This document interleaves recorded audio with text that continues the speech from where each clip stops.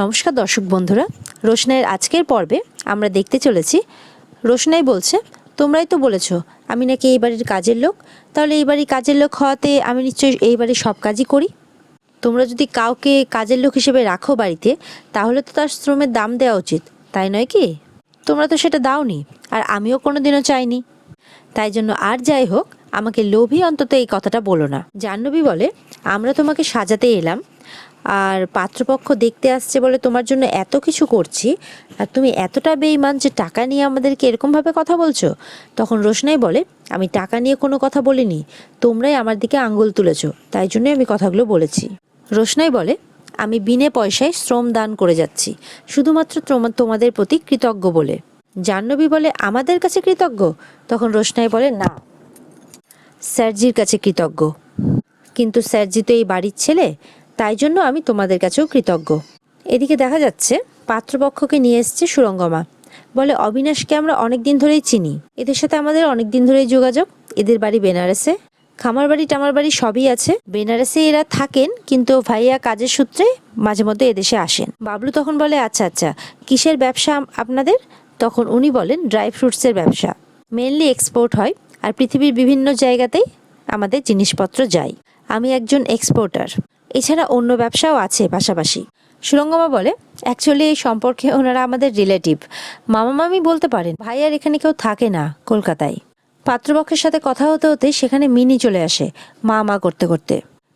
Actually যে পাত্র হিসেবে এসেছে তার বয়সটা অনেকটাই বেশি। তখন পাত্রকেই মিনি দেখে বলে, এ মা, রোশনাইয়ের বর তো বুড়ো। আর সবাই মিনির কথা শুনে চমকে ওঠে। তোমরা রোশনাইয়ের জন্য একটা বুড়ো বর ধরে এনেছো? ছি ছি ছি। এদিকে দেখা যাচ্ছে অফিসে কাজ করছে আরণ্যক, কিন্তু মনটা বাড়িতেই পড়ে আছে। বলে যে এখান থেকে বেরোতে বেরোতে তো 3:15 3:30 বাজবে, মনে মনে বলতে থাকে। আর 4টের সময় পাত্রপক্ষ বাড়িতে আসবে, আমাকে যে করেই হোক বাড়িতে যেতেই হবে, আর পাত্রপক্ষকে দেখতেই হবে, সবটা আমার চোখের সামনেই যাতে হয়। মনে মনে বলতেই থাকে। আবার বলে, না না না, আমি দেখেই বা কী করব। তারপর আবারও বলে, না না, আমাকে তো দেখতেই হবে।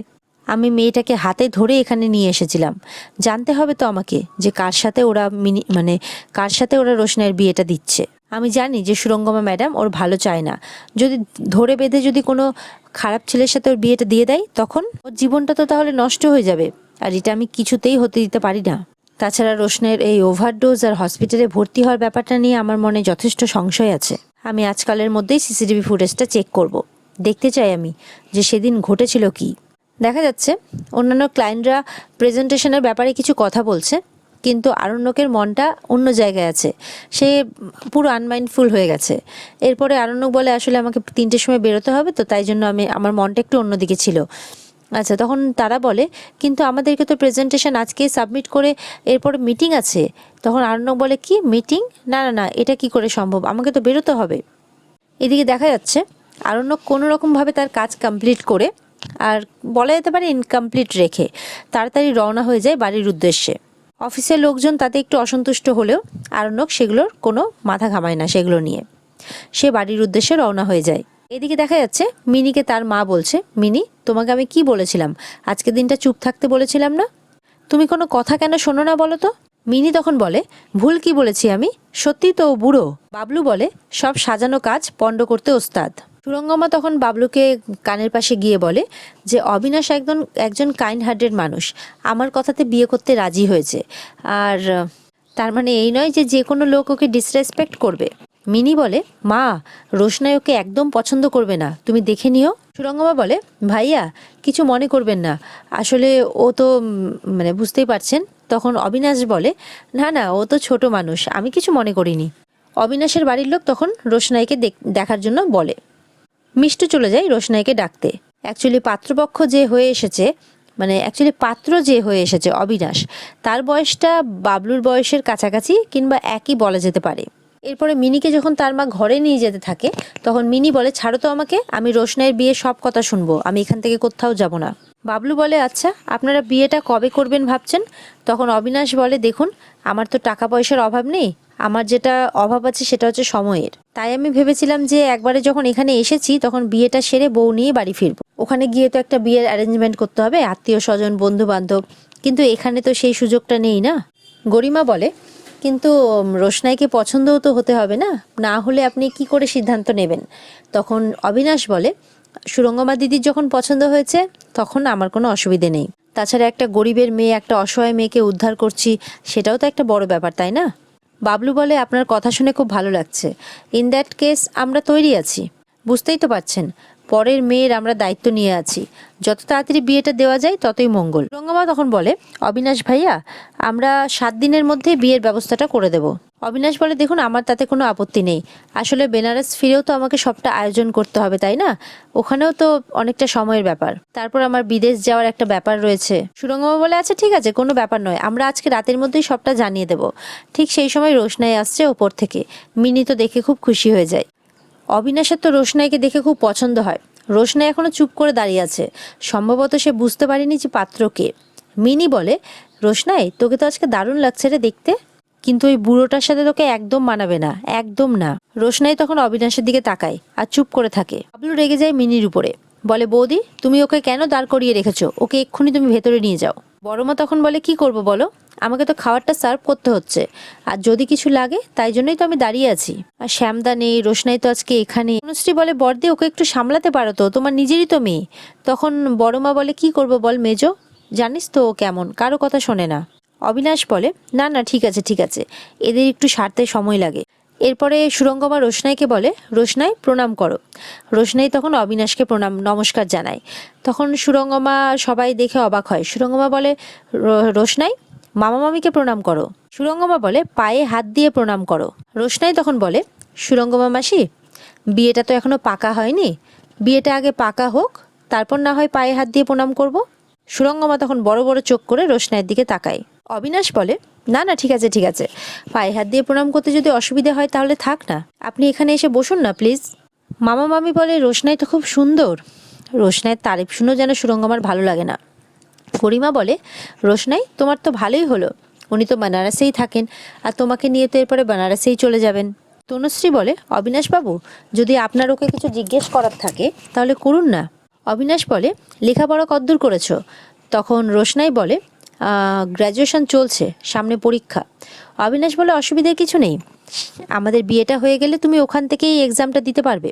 তবে একটা কথা বলে রাখি, আমাদের বাড়িতে মেয়েদের আবার খুব একটা পড়াশোনার চল নেই জানো তো, অবশ্য মা বাবা কি বলেন সেটা একটু দেখতে হবে। সুরঙ্গমা বলে, লেখাপড়া কি করবে, করে কি করবে, যা করেছে যথেষ্ট। হাজবেন্ডের এত বড় ব্যবসা আছে, হাজবেন্ড ব্যবসা সামলাবে আর ও ঘর সামলাবে। আপনি কি জানেন রোশনা এখানে কিছু মডেলিংও করেছে? গরিমা বলে, আর বলেই মায়ের দিকে তাকায়। সুরঙ্গমা তো চোখ বড় বড় করে দেয়, কারণ সেই ব্যাপারটা সে জানাতে চায় না। সুরঙ্গমা বলে, গরিমা মডেলিং কোথায় করেছে, একটা অ্যাসাইনমেন্ট করেছে। আর রোশনাই তো এটা জানে যে শ্বশুরবাড়িতে গিয়ে এসব মডেলিং ফডলিং কেউ অ্যালাউ করবে না, তাই তো ভাইয়া? তোমার বাড়িতে তো নিশ্চয়ই মডেলিং অ্যালাউ করা হবে না। অবিনাশ বলে, না না সেই সব আমাদের ওখানে চলবে না। তোমার নিশ্চয়ই কোনো আপত্তি নেই রোশনাই? রোশনাই বলে, আপনার সঙ্গে তো আমার এই প্রথম আলাপ, তুমি বলার জায়গাটাই কিন্তু আমরা এখনো যাইনি। অবিনাশ তো শুনে এটা চুপ করে যায়। আপনি আমাকে আপনি বললেই বেশি খুশি হব, রোশনাই বলে। রঙ্গমা বলে, এইভাবে কেন কথা বলছো তুমি রোশনাই? দাঁত চিপে চিপে বলে, উনি তোমাকে পছন্দ করেছেন, বিয়ে করতে রাজি হয়েছেন।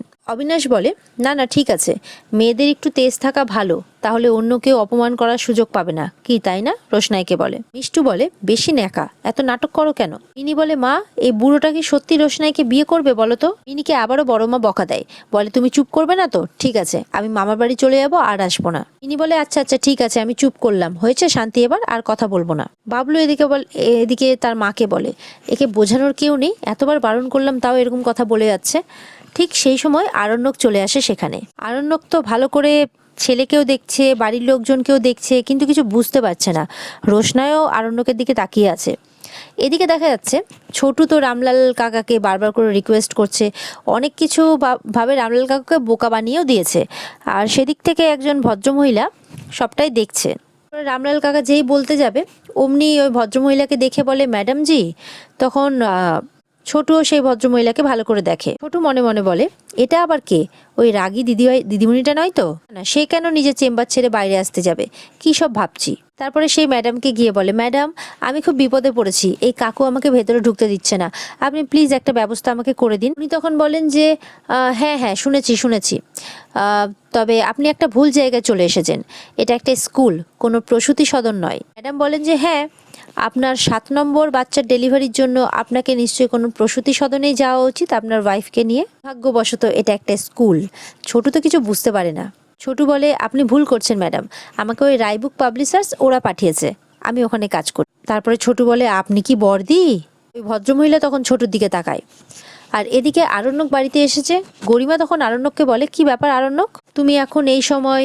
সুরঙ্গমা তো পুরো অবাক হয়ে আছে ব্যাপারটা দেখে যে আরণ্যক চলে এসেছে। আরণ্যক তখন বলে, আমি একটা ফাইল ফেলে গেছিলাম, সেটাই নিতে এসেছি। তোমরা কখন এসেছো? গরিমা তখন বলে, আমাদের তো আসারই কথা, আজকে রোশনাইয়ের পাত্রপক্ষ আসার কথা, তুমি কি সেটা ভুলে গেছো? গরিমা বলে, তোমাকে একটা দারুণ সুখবর দেওয়ার আছে। আরণ্যক বলে, সেটা কি? তখন গরিমা বলে, ওদের দুজনেরই কিন্তু দুজনকে দারুণ পছন্দ হয়েছে। রোশনাই তখন অবাক হয়ে গরিমার দিকে তাকায়, কারণ সে এখনো তার কোনো কনফার্মেশন দেয়নি। আরণ্যক রোশনাইয়ের দিকে তাকায়, বলে, ও তাই, দারুণ খবর। তা পাত্র কই? অ্যাকচুয়ালি পাত্র হয়ে যে বসে আছে, আরণ্যক তো তাকেও গার্জেনই মনে করেছেন, আর সেটাই স্বাভাবিক। অবিনাশ তখন বলে, হ্যালো। মিনি ইশারা করে দেয়। আরণ্যক তখন মনে মনে ভাবে, এই বুড়োটার সাথে এরা বিয়ে ঠিক করেছে রোশনাইয়ের, এর থেকে তো হাত পা বেঁধে জলে ফেলে দেওয়া ভালো।